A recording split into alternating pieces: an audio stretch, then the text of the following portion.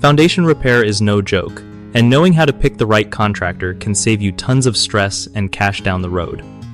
So, first off, always check how long the company's been doing foundation repair specifically, not just general construction stuff. It's super important they have solid experience with foundation issues, because that's a whole different ballgame.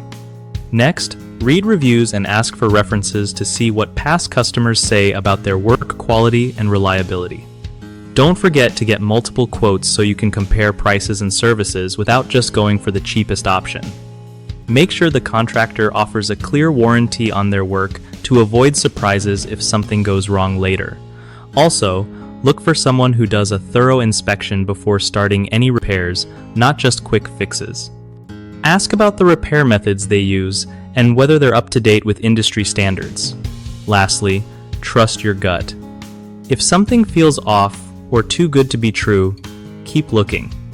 One of the biggest mistakes in foundation repair is hiring a contractor without checking their actual experience with foundation issues, which can lead to shoddy work or missed problems. Always verify their track record. Another common problem is ignoring proper inspections.